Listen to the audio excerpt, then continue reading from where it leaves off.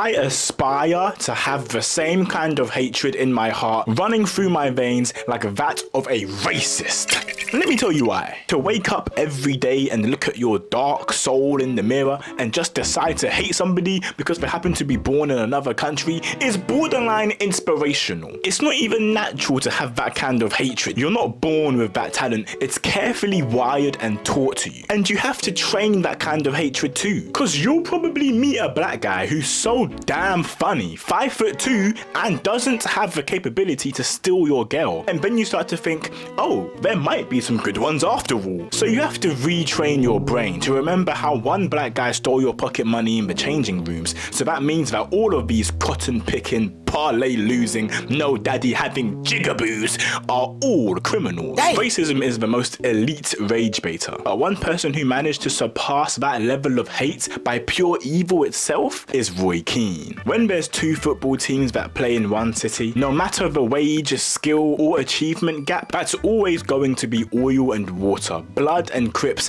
Kai Cenat and honest charity work. They just don't blend well together. They are natural born rivals and do not like each other. And Roy Keane was the captain of the biggest team in the world, the full stop greatest team to be a part of. And at the time, they didn't just play football. This team treated every match like it was the last circle in Fortnite. But they weren't shaking in fear like how we used to in 2017, but instead trembling of excitement at the sheer visualization of how they were going to utterly trample their ops. It was war for them, and to be the captain, the leader of such a powerful force, you need to be the most insane. Football is a physical sport, and people get hurt. That's just the game. And Haaland went to put a tackle in on Roy Keane, and in the process, he got a little nibble on him, which ended up injuring him very, very badly. In the moment, there's no way to know how bad an injury is. And with the high intensity of a derby match, the emotions are running high too. So Haaland goes over to Roy Keane and tells him to get up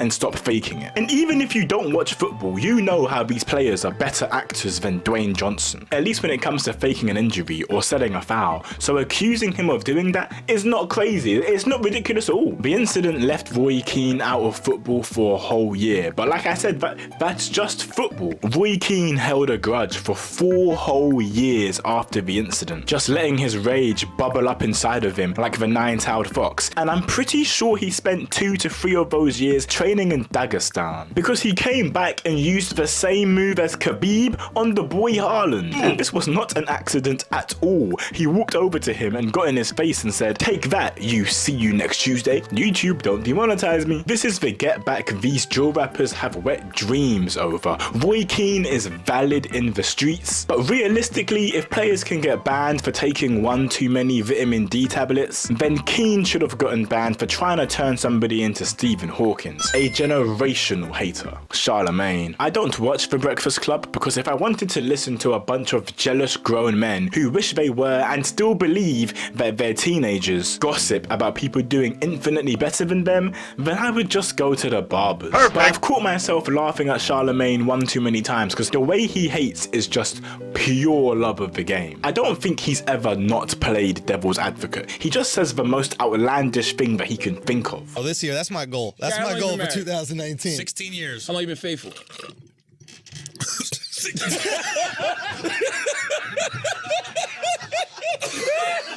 Why would he ask him that? And now that guy is actually divorced and they played that clip in the divorce court. The guy's literally breaking up homes. The CIA has done too good of a job that it's come full circle. Talk about it on the album. Who the hell raped your sisters? Oh man, I don't want to get into that. It's a little too personal. What's the biggest childhood trauma that bothers you? Yeah. You want to know? Yes, sir. I don't even know if I can say this, and y'all gonna laugh at me. I'm not gonna laugh at you. I promise you we're not gonna laugh. When I grew up, right, and I remember. No, I'm not laughing at you. Got God on my side, Christ with a passion, a bunch of mad ex-bitches, fatal attraction, feeding y'all bullshit, that's a distraction, rip it on any beat, that's an adaption, I'm running out of breath, I'm bringing it back in, need my money up front, don't deal with a back end, your pockets on a diet, nigga, I'm calling you Atkins. Nah, that ain't it, y'all. Listen, man. Fur Coat, Volume 1, November that 20th. wasn't Charlemagne. That freestyle wasn't it. I admit that. The guy stopped and took a breath and thought we were gonna clap. Ah, no. If I was him, I would have grabbed my asthma pump and my 9mm and cleared out the whole room. Bro should have just inhaled the SD cards, because that last video can't go anywhere. Terrible for his brand. Kendrick Lamar. Kendrick got that Toby Rama hate for Drake. He dropped a diss track that was titled Drake's family name. He's got beef with his whole bloodline. He's trying to turn Toronto into the Uchiha district. But I get it though, because Drake has been undermining Kendrick's abilities as a rapper, which is crazy considering Drake hasn't put pen to paper since the 2010s, whilst Kendrick really does this, and then Drake started doing his usual zesty antics. And I'm sorry to all my light-skinned bros out there, apart from Jaden Sancho. I'm not sorry to Jaden Sancho. But Drake is the main reason for your bad PR. He started doing that light skin, posting subliminals online and videos of him giggling in his car whilst not saying anything. He was behaving like a little girl. But Kendrick did make sure to let us know that that might be his type anyway.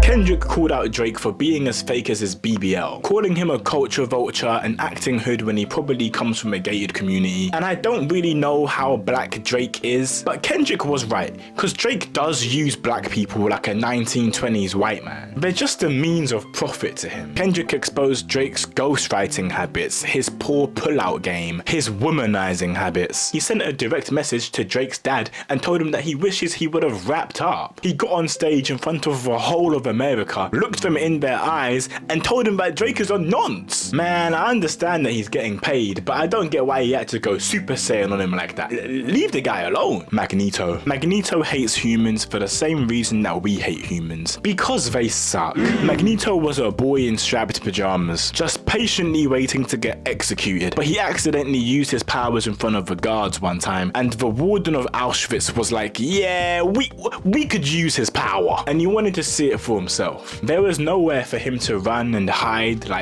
and so he was forced to try and use his powers, but he couldn't do it because they were new. So they just reverse flashed his mum right behind his back for some motivation. So not only did they already eliminate his entire lineage from the lobby simply for spawning there, but they boomed his mum just because they were curious. I'm not gonna lie, I'd become racist after that. Then he grows up and sees that the whole world hates mutants just because they're different. They're jealous of them and or find them disgusting and are willing to do whatever it takes to bury them for good. What Magneto needed was a Luffy. Some drums of liberation to show the world that there isn't much difference between them. But instead, he had that bald, wrinkly telling him everything's going to be okay and that we should bow our heads to them and wait for them to change their mind. Well, that's what his mummy did, and now she's higher up in the clouds than Shaggy and Scooby. His heart is bigger than mine though, because despite all of this pain, he still managed to find love and have a daughter and a quiet life in a village hidden in the leaves. But when he exposed his powers to save somebody who was living there from being squished to death, they hunted him down and basically lynched his wife and daughter. They got them both. This world is evil. So when you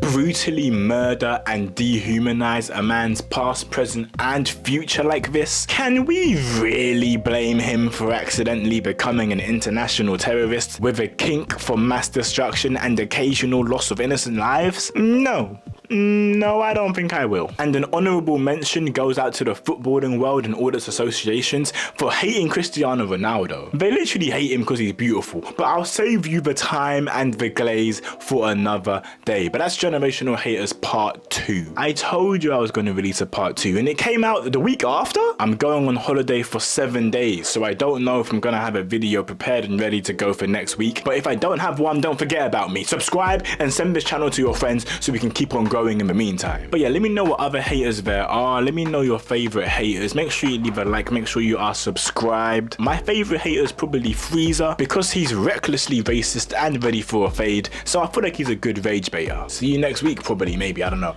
Peace and love. Ooh.